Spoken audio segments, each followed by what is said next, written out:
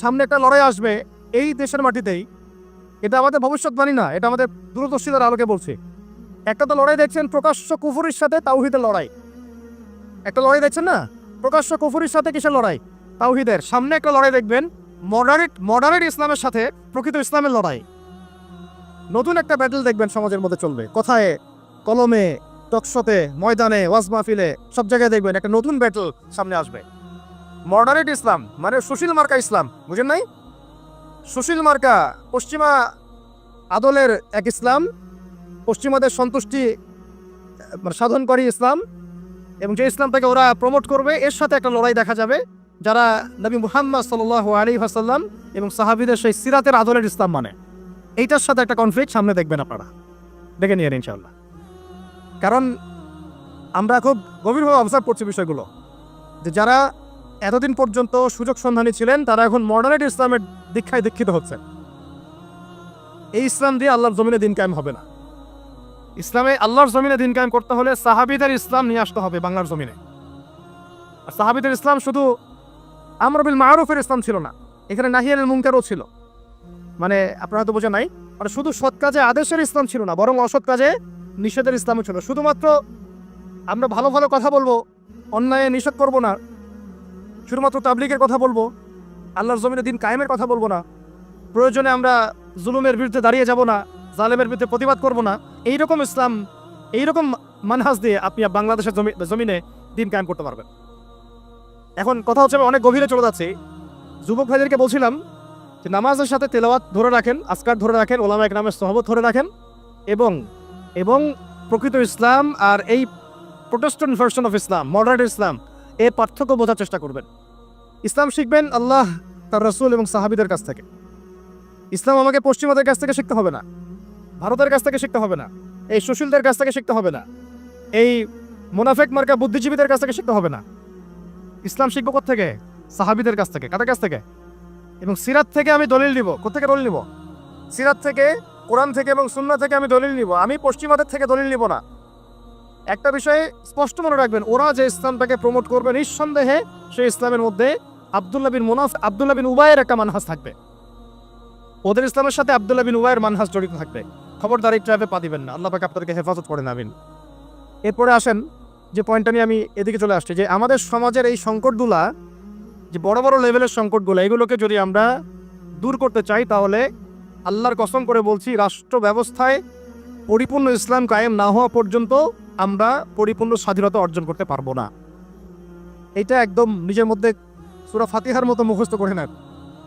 যতই আমরা জনবল দেখাই না কেন, যত মাহফিল করেন, যত প্যান্ডেল নিয়ে আসেন, হ্যাঁ, যত আপনি স্লোগান দেন, আরও তো অনেক কিছু করছি আমরা, ঠিক আছে, কাজ তো ভালো, আলহামদুলিল্লাহ, কোনো সমস্যা নাই। বাট এই কাজগুলো ভাটা পড়ে যাবে যদি উপরের লেভেলে ইসলামকে নিতে না পারি আমরা।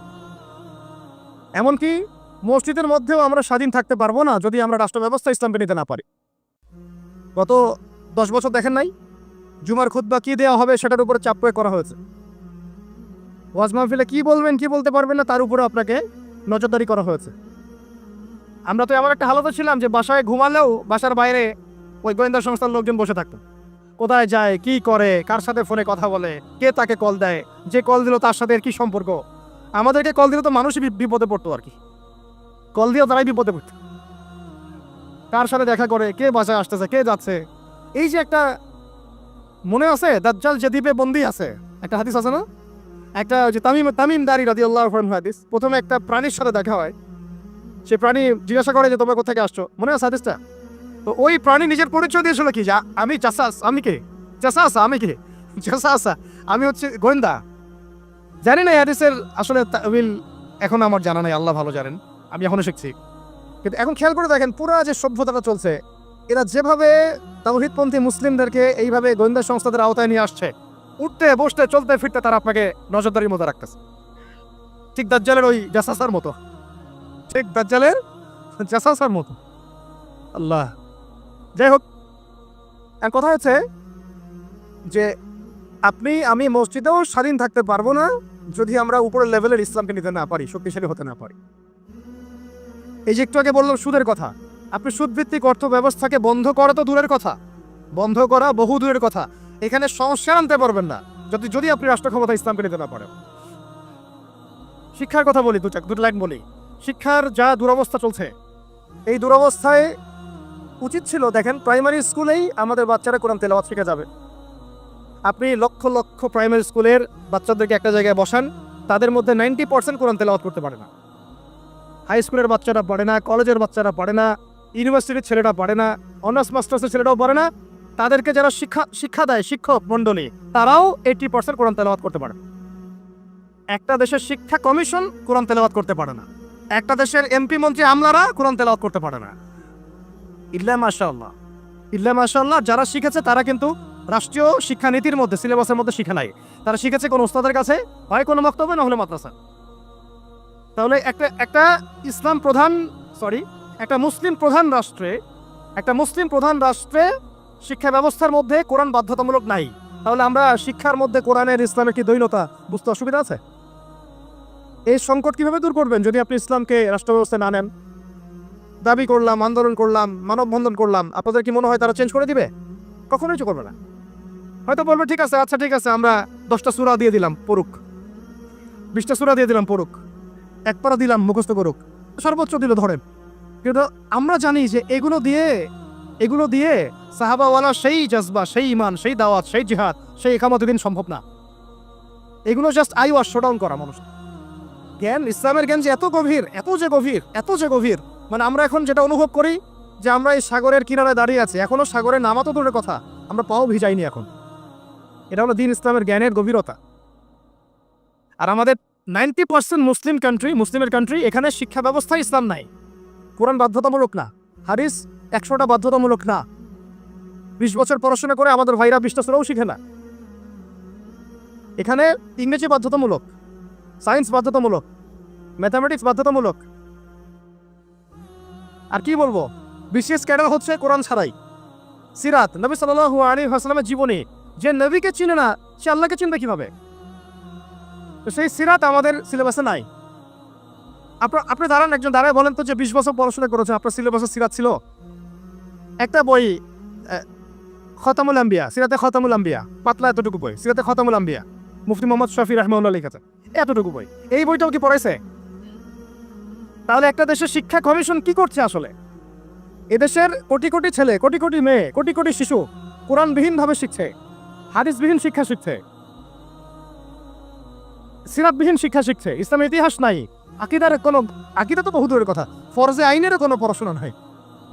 কিন্তু এখানে আপনি শরীফা পাবেন, আরো কত কি পাবেন। এগুলো না হয় নাইবা বললাম, বলতেও খারাপ লাগে। উন্মুক্ত যৌন চর্চা ওখানে পড়ানো হচ্ছে। যৌন শিক্ষার নামে উন্মুক্ত ফ্রি সেক্সের দীক্ষা দেওয়া হয় নাই। এখন কতটুকু সংস্কার হচ্ছে আমি জানি না, নতুন করে আমি বই ঘাটি নাই। আগে 20-30 বছর আগে যাও ইসলামের কিছু ছিল গদ্য পদ্য উপন্যাস কিছু ছিল, এগুলো আস্তে আস্তে সব উঠায় দেওয়া হচ্ছে। খেয়াল করে দেখেন। তাহলে এটাকে পরিবর্তন আনার জন্য শুধু কি মানববন্ধন যথেষ্ট হবে? ওয়াজ মাহফিলে আমি যে বলছি আমার বলাটা কি যথেষ্ট হবে?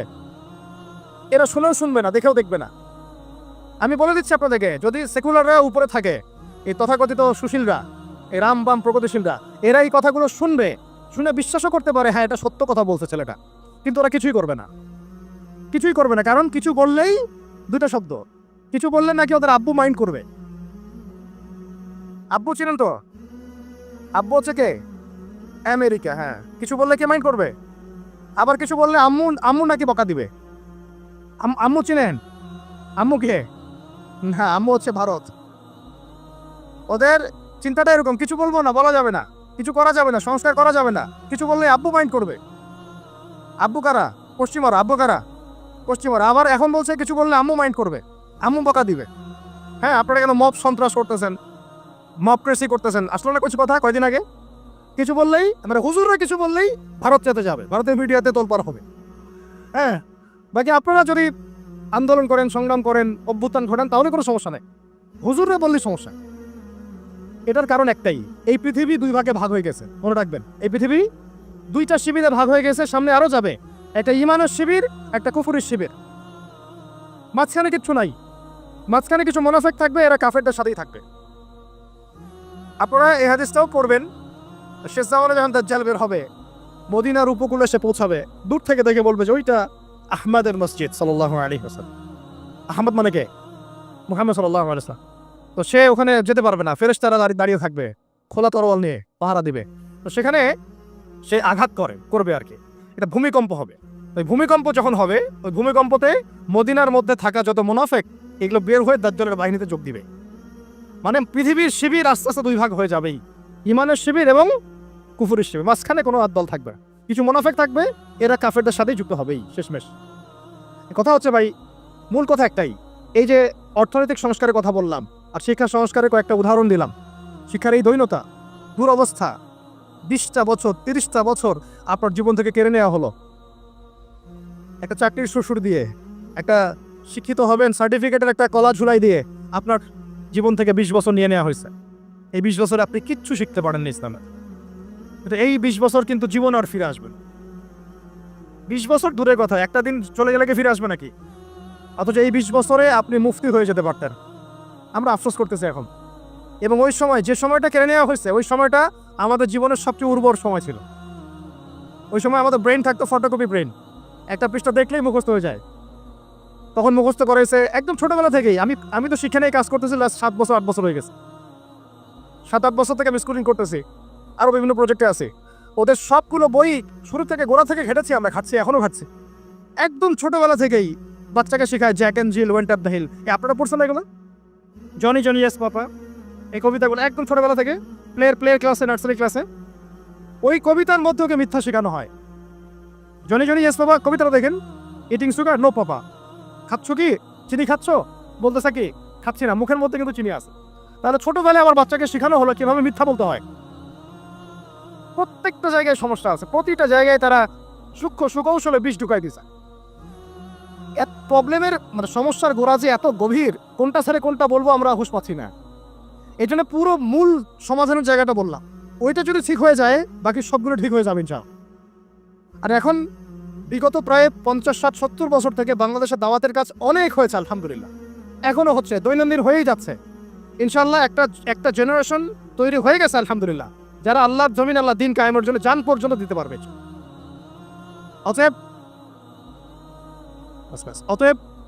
অতএব যেহেতু মুরব্বী কেরাম আছেন আমাদের মাথার উপরে এবং আমাদের মধ্যে এই চেতনা আছে, আমরা দাওয়াত পেয়েছি, কবুল করেছি, সত্য মিথ্যা চিন্তা শিখেছি, বুঝতে শিখেছি, এখন আমার মনে হয় এটাই সবচেয়ে উত্তম সময় বাংলাদেশের জন্য ইসলামকে রাষ্ট্র পর্যায়ে নিয়ে যাওয়াটা। এখন যদি আমরা পিছুপা হয়ে যাই, শিথিলতা দেখাই, বা এই অভ্যুত্থানে আমরা যদি পরবর্তী সময়ে ইসলামকে এগিয়ে নিতে ব্যর্থ হয়ে যাই, আমরা আবার 50 বছর পিছিয়ে যাব কিন্তু। অতএব এখন আর চুপ করে বসে থাকার কোনো সুযোগ নাই। এখন প্রশ্ন আসবে যে এইটা কি রাতারাতি আপনার ঘরে চলে আসবে নাকি অর্জন করতে হয়?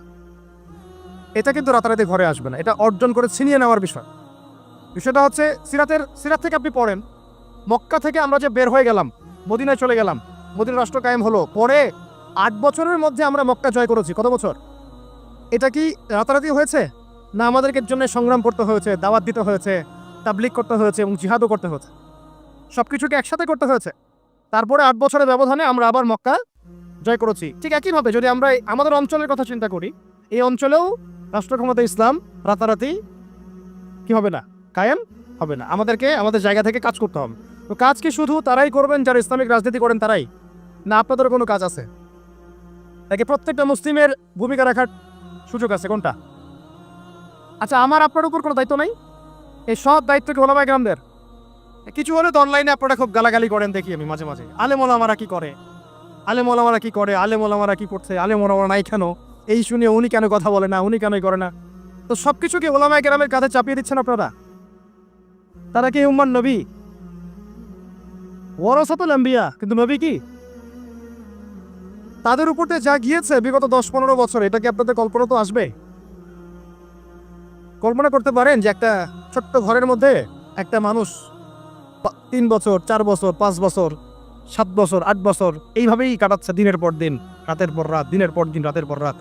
3টা দিন থাকা যাবে ওখানে? সম্ভব? 3 ঘন্টা থাকা যায়? আর ওলামায়ে কেরামদের উপরে কি গিয়েছে এটা তো আপনাদের বোঝা উচিত। কেন ওলামায়ে কেরামগণ উম্মাকে বাঁচানোর স্বার্থে মাঝে মাঝে প্রজ্ঞার পরিচয় দিয়েছেন, দাওয়াতের মেহনত চালু রেখেছেন, কিছু কিছু বিষয়ে তারা কি করেছিলেন, কৌশল অবলম্বন করে উম্মাহকে অন্তত ইসলামের দাওয়াতটা অব্যাহত রেখেছিলেন। এই চিন্তা করে যে অন্তত আমরা টিকে থাকি মাঠের মধ্যে, মাঠটা ধরে রাখি অন্তত। যদি আমরা সব একটা একটা করে নাই হয়ে যাই, তাহলে তো জাতিকে দাওয়াত দেওয়ার, তাবলিগ করার, নাসিহাত করার কেউ থাকবে না। এটা তো একটা ছিল ডিপ্লোমেসি, প্রজ্ঞা। এখনকার সময় আর ওই সময় তো এক না। কথা হচ্ছে আমাদের প্রত্যেকের উপরে ভাই দায়িত্ব পড়তে হবে। এখনো বহু ওলামায়ে কেরামের কাঁধে 5টা 10টা 20টা করে মামলা আছে। আর কি শুনবেন, বহু ওলামায়ে কেরামের মানে আত্মীয় স্বজন মামলা মোকদ্দমার শিকার। একটা মামলা লড়ার মতো টাকাও তাদের কাছে নাই। জমি জমা বাড়ি ভিটা বিক্রি করে দিয়ে তাদেরকে এগুলো লড়তে হচ্ছে, এখনও লড়তে হচ্ছে। দেশে অনেক কিছু হচ্ছে অভ্যুত্থানের পরে। ওলামায়ে কেরামদের কিন্তু প্রতি সুদৃষ্টি এখন পর্যন্ত আসে নাই। আমাদের প্রতি সুদৃষ্টি কিন্তু এখনো তারা দেন নাই। এখনো আপনারা আমাদেরকে মানে বাংলাদেশের কি মনে করেন, বাংলাদেশের উচ্ছিষ্ট অংশ মনে করেন নাকি, বোঝা মনে করেন না? মনে রাখবেন, বাংলাদেশের তাকদীর ইনশাআল্লাহ তাআলা আল্লাহ রাব্বুল আলামিন আলেম ওলামাদের হাতেই রাখবেন ইনশাআল্লাহ। এটা আবেগের কথা নয়। এটা সত্য। এটা সত্য যে আমরা বিগত প্রায় হয়তো 30-40-50 বছরে রাষ্ট্র ব্যবস্থা ইসলামকে নিয়ে যাওয়ার জন্য যে রাজনৈতিক মুভমেন্টগুলো, এগুলোতে সবাই একসাথে নামতে পারে নাই। এটা হয়তো সত্য কথা। কেন পারি নাই, কি সমস্যা ছিল, এগুলো আর আলোচনা করার দরকার নাই। এখন আলোচনা করার দরকার হচ্ছে এই যে এখন থেকে আমরা যেন এই পদক্ষেপে সবাই সামনের দিকে আগাই ইনশাআল্লাহ। এটা এখন ইবাদত মনে করে করতে হবে। কি মনে করে? ইবাদত মনে করে করতে হবে এবং নিজেদের মধ্যে আপসের দ্বন্দ্ব কলহগুলো মিটিয়ে ফেলতে হবে। তবে একটা বিষয় আগে স্পষ্ট করে দিতে হবে যে আহলুস সুন্নাহ ওয়াল জামাআর আকীদার সাথে কিন্তু কোনো আপোষ করা যাবে না। আহলুস সুন্নাহ ওয়াল জামাআর আকীদা বহির্ভূত কোনো ঐক্য কিন্তু আমাদের আবার উপকার করতে পারবে না। এটাও বোঝার ব্যাপার আছে। আহলুস সুন্নাহ ওয়াল জামাআর সাথে যাদের আকীদাগত মিল আছে তাদের সাথে ঐক্য করতে আমাদের কোনো সমস্যা নেই। কিন্তু যারা এই আকীদা এবং মানহাজ বিবর্জিত চিন্তা চেতনা লালন করেন, তাদের সাথে ঐক্য হতে পারে ডিপ্লোম্যাটিক, কিন্তু মানহাজগত ঐক্য কখনোই সম্ভব না। এটা আমাদের আগে স্পষ্ট করে দিতে হবে। আল্লাহ পাক আমাদের বোঝার তৌফিক দান করেন। এখন আমাদের কিছু করা আছে কিনা ভাই? আমি সবার আগে আবার বলতেছি, আমাদের সবার প্রথম কাজ হচ্ছে 5 ওয়াক্ত নামাজ পড়া। বেনামাজিদেরকে দিয়ে কি নাই, দিন কায়েমের কোনো মুভমেন্ট, খেদমত নাই। শোনেন, দিন কায়েম তো করেছেন আবু বকর রাদিয়াল্লাহু আনহু, ওমর, ওসমান, আলী রাদিয়াল্লাহু আনহুম আজমাইন, সাহাবায়ে কেরাম। আমরা যদি এই যুগের আবু বকর, ওমর, ওসমান, আলী না হতে পারি, এই যুগের, তাহলে আমাদের দ্বারাও দিন কায়েম হবে না। বুঝতে পারছি কথা? তাই সবার আগে সালাতের সবক আমি বারবার দিচ্ছি। এরপরে বললাম যে কোরআন অবশ্যই পড়তে হবে, জিকির করবেন বেশি বেশি, উলামায়ে কেরামের সহবতে থাকবেন এবং মাথার উপরে মুরব্বি আলেম রাখবেন। আল্লাহ পাক তৌফিক দান করে। এরপরে আমি বলছিলাম যে অবশ্যই রিজিক হালাল হয়ে যেতে হবে, পরিবারের আদর্শগুলো ইসলামিক হয়ে যেতে হবে, সন্তানদেরকে আল্লাহর জন্য মানুষ করতে হবে মুজাহিদ হিসেবে, সৎ কাজে আদেশ সবাইকে করতে হবে, অসৎ কাজে নিষেধও সবাইকে করতে হবে। পাশাপাশি নিজেদের জান মাল সময় শ্রম দিয়ে আল্লাহর জমিনে দিন কায়েমের জন্য এই ইসলামিক রাজনৈতিক মুভমেন্টগুলোর সাথে থাকতে হবে। আল্লাহ পাক থাকার তৌফিক দান করেন। আজকে আমরা কয়েকটা বিষয়ে আল্লাহর কাছে ওয়াদাবদ্ধ হতে পারি কি? পারা যাবে? 1 নাম্বার, জীবনে কোনোদিনও নামাজ ছাড়ব না ইনশাআল্লাহ। 2 নাম্বার, দ্বীনি ইলমের শিক্ষা নিজের উপরে ফরজ করে নেব ইনশাআল্লাহ। যেভাবে আমরা দুনিয়া শিখেছি এইভাবে দিন শিখতে হবেই হবে। এটা আমার উপর নফল কোনো কাজ নয়, এটা একটা ফরজিয়াত। এটা কি? আল্লাহ পাক তৌফিক দান করেন। 3 নাম্বার, কোরআন ছাড়া একটা দিনও কাটাবো না। পারবো ইনশাআল্লাহ? কোরআনুল কারীম ছাড়া একটা দিনও কাটাবো না ইনশাআল্লাহ। 4 নাম্বার, আল্লাহর জিকিরে জবানকে সিক্ত রাখবো ইনশাআল্লাহ। 5 নাম্বার, মাথার উপরে একজন বরেণ্য আলেম রাখবো, অন্তত একজন। অন্তত কয়জন? কারো মাথার উপরে 100 জন থাকতে পারেন, কোনো সমস্যা নেই। অন্তত একজন মুরব্বী আলেমের পরামর্শে চলবেন, একা একা চলবেন না। একা একা চললে আহলে ফেসবুক ওয়াল জামায়াত হয়ে যাবে। ঠিক আছে? তারপরে আর না থাকবে দিন, না থাকবে দিনের কোনো বুঝ, সারাদিন ওই লাইক শেয়ার আর কমেন্ট, আর না থাকবে কোনো আদব, না আখলাক, কিছুই থাকবে না। এবং আস্তে আস্তে ওই বদদোয়া লাগবে গায়ে, আলেমদের বদদোয়া লাগবে, সরে যাবেন দিন থেকে। উলামায়ে কেরামের বদদোয়া নিলে দেখবেন দিন থেকে সরে গেছেন। বহু মিসাল নজির আমাদের সামনে আছে, ওগুলো নিয়ে আমি কথা বলতে যাচ্ছি না। তো একা একা জীবনযাপন করা যাবে না, জামাতবদ্ধ থাকার চেষ্টা করতে হবে এবং মুহাক্কিক উলামায়ে কেরামের সোহবতে থাকতে হবে। যারা আল্লাহর জমিনে দিন কায়েমের ফিকির করছেন সেই সব উলামায়ে কেরামের সাথে থেকে পরামর্শ নিয়ে বাকি জিন্দেগি কাটান ইনশাআল্লাহ। এর আগে আমি তো বলি যে বিয়ে শাদী তাড়াতাড়ি করে ফেলেন, রিজিকের ব্যবস্থা তাড়াতাড়ি করে ফেলেন এবং বেশি থেকে বেশি সন্তান নেন। এর আগে কথা আছে, সেটা হলো দিনদারিতাকে প্রাধান্য দেন, দুনিয়াকে প্রাধান্য দিয়েন না, আপনি ক্ষতিগ্রস্ত হয়ে যাবেন। দিনদারিতাকে প্রাধান্য দিলে আপনার পরিবার হবে আপনার জন্য জান্নাতের একটা টুকরা ইনশাআল্লাহ। আর যদি দুনিয়াকে প্রাধান্য দেন, ওই পরিবারই হবে জাহান্নামের টুকরা। আল্লাহ পাক আমাদের সবাইকে দিনদার জীবন সঙ্গিনী দান করেন। আর সন্তান নিতে হবে বেশি বেশি, এবং সন্তান থেকে মানুষ করতে হবে একেবারে মুজাহিদ হিসেবে ছোটবেলা থেকেই। আমি তো বললাম যে শিক্ষা নিয়ে আমরা কাজ করছি, আপনি নিজেও কাজ করে দেখেন। শিক্ষা ব্যবস্থার একদম চরম দৈন্যতা আছে, এটাকে সংস্কার করার জন্য সবাইকে হাত লাগাতে হবে। সর্বোপরি হালাল খেতে হবে, হালাল খেতে হবে, এবং আমর বিল মারুফ নাহি আনিল মুনকারের কাজ সবাইকেই করতে হবে ভাই, একজন দুজন করলে হবে না। নিয়মিত তাবলীগের সময় দেন, আল্লাহর রাস্তায় সময় লাগান, পড়াশোনা ঠিকমতো করেন, এই অনলাইনের ফেতনা থেকে বেঁচে থাকেন। আর যত রকম যুব সমাজকে নষ্ট করার ফেতনা আছে, যেমন মাদক, পর্নোগ্রাফি, মেয়েদের সাথে ফ্রি মিক্সিং, তারপরে আপনার এই যে টিকটক, এই যা যা আছে যেগুলো যেগুলো যুবকদেরকে নষ্ট করে, এগুলো ধার কাছেও যাবেন না আল্লাহর রাস্তায়। ভাই এই জীবনটা একটা জীবন, শোনেন আমার কথা, শেষ করছি, আমি লম্বা করবো না। এই জীবনটা একটা জীবন ভাই, আপনাদেরকে বলছি, আমাদেরকে সবাইকে আমরা নিজেকে নসিহত করছি আর কি। জীবন একটা, কয়টা? একটা দিন চলে গেলে ফিরে আসবেন, একটা রাত চলে গেলে ফিরে আসবে না। আমরা যদি একবার কবরে চলে যাই ফিরে আসতে পারবো না। যা করার এই জীবনে করতে হবে। হেলায় খেলায় এই পশ্চিমাদের ফাঁদে পড়ে, কাফেরদের ফাঁদে পড়ে, তাগুত মুনাফিকদের ফাঁদে পড়ে, ইবলিসের এই বাহিনীর ফাঁদে পড়ে জীবন নষ্ট করা যাবে না। জীবনে যা করেছি তওবা করে ফিরে আসবো, যা করেছি কি করবো, তওবা করে ফিরে আসবো। বাকি জিন্দেগি আল্লাহর জন্য কাটিয়ে দেবো ইনশাআল্লাহ।